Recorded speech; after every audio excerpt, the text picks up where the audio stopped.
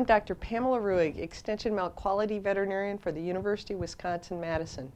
And in this segment of our 7 Habits of Highly Effective Milking Routine series, we'll be discussing Step 3, using a consistent pre-milking cow preparation, and Step 4, stressing the importance that teats are dry.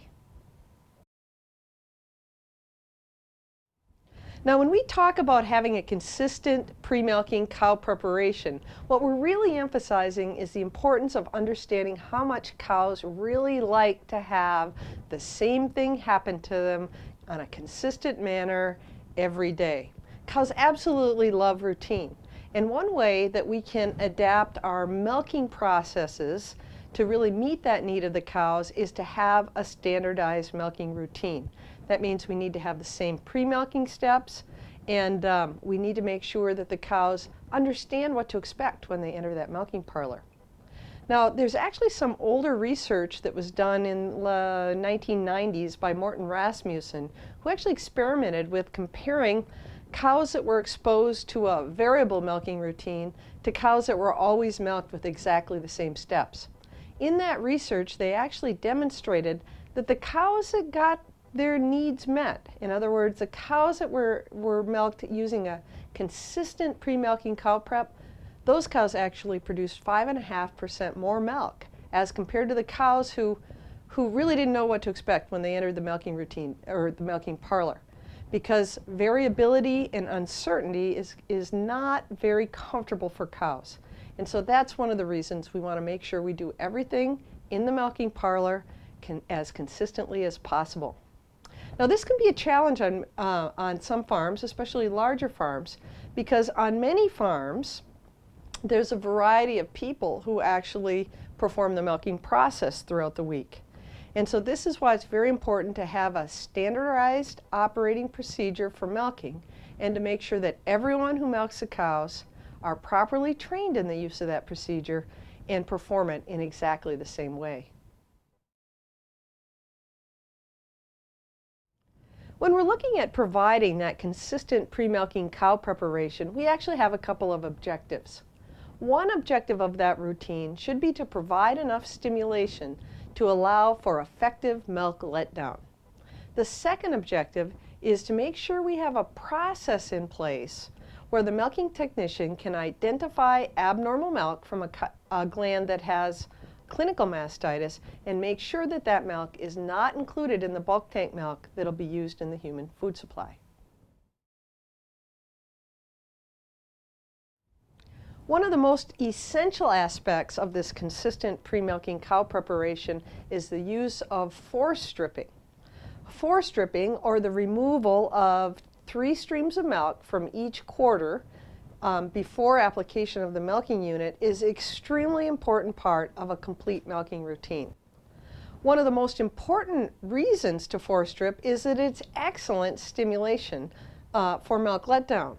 But the second reason it's very important to include forestripping is it's the only method that we have that allows us to detect the most common type of clinical mastitis.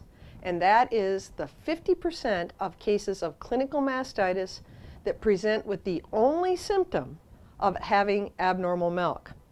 So if we do not have forestripping including in our pre-milking routine, and if we don't observe that milk before we attach the milking unit, those cows that have mild cases of clinical mastitis will be missed, and that milk potentially could be included in the bulk tank.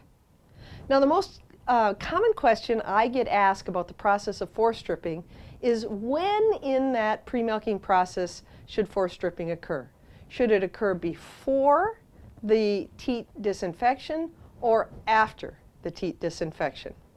And that question was asked of me so frequently that we actually performed some research and took a look at trying to answer which is best. So in one of our papers published in the Journal of Dairy Science in 2005, we actually had enrolled about 88 dairy farms from here in Wisconsin. And on those 88 farms, 35 of them forestripped before they disinfected the teats using pre-dipping, and 53 of them performed that disinfection step, the pre-dipping, before they forestripped. We looked at 4 separate outcomes at a herd level on these farms. We looked at the milk per cow, we looked at the number of cows milked per hour per milking technician, we looked at the monthly clinical mastitis rate, and we looked at the new subclinical rate using DHIA somatic cell count values. And in no instances could we find any differences in any of those outcomes between farms that forestripped first and then pre-dipped, or farms that pre-dipped first and then forestripped. I didn't really like that outcome because my opinion had always been we needed to forestrip first before we pre-dipped. But our scientific data didn't prove that. What our data says is that you need to do both of these processes, but you can optimize the order of them for your particular farm circumstances. And that's good because it gives us more flexibility in our milking parlors.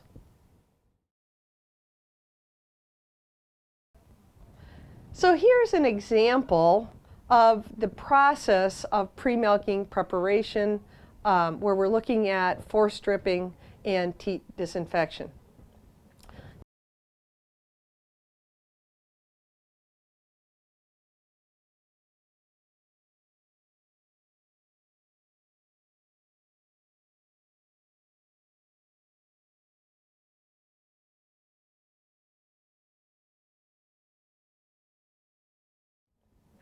Couple of key things to remember.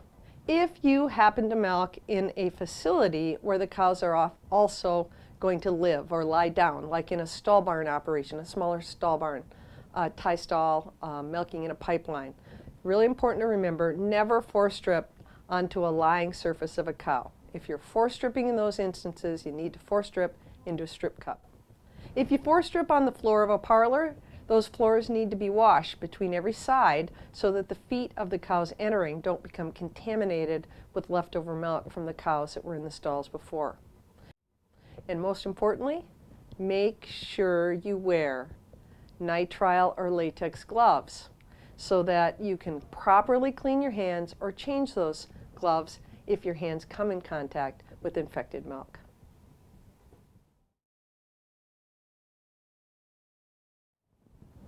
Traditional methods historically of teat disinfection started off with using sanitized towel, clean sanitized towel followed by drying teats.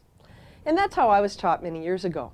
But in the mid-1980s, groundbreaking research was done that experimented with the use of application of a disinfectant pre-dip to the teats, an appropriate contact time of that pre-dip with the teat skin to allow for killing of the bacteria, followed by effective drying and removing of that disinfection.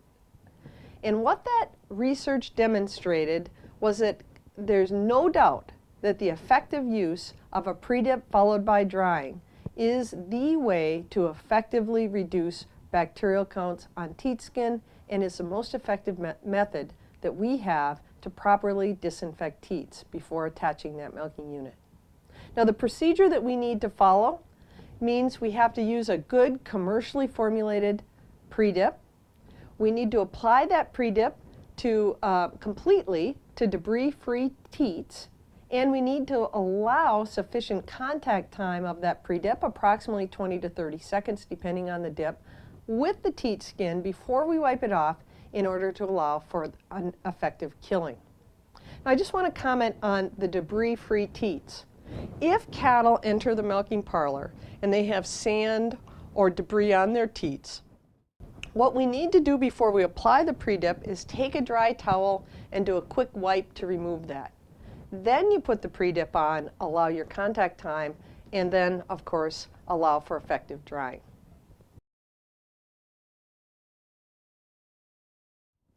Now when we look at this disinfection step, it's not just the application of the pre-dip that is important.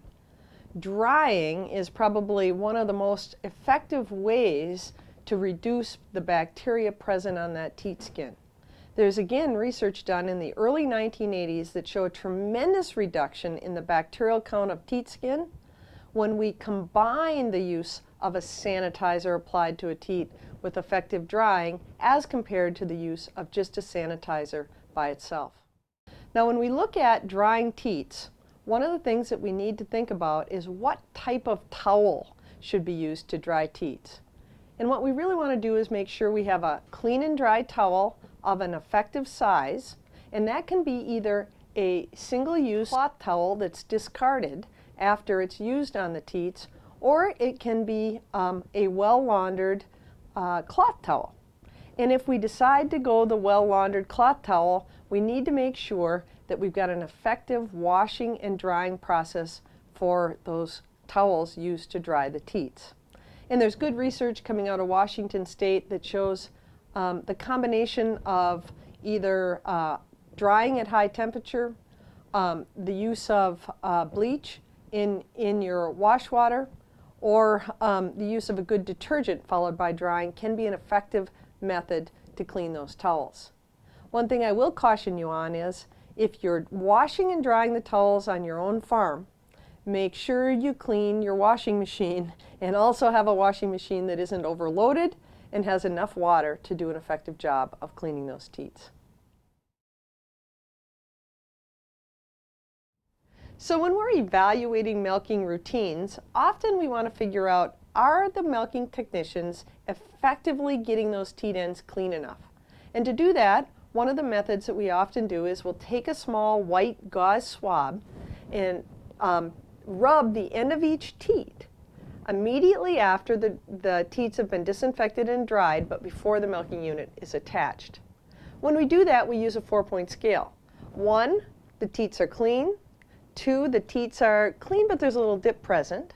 3, there may be a small amount of dirt or manure present. And 4, the teats ends are obviously dirty because those little gauze swabs are soiled.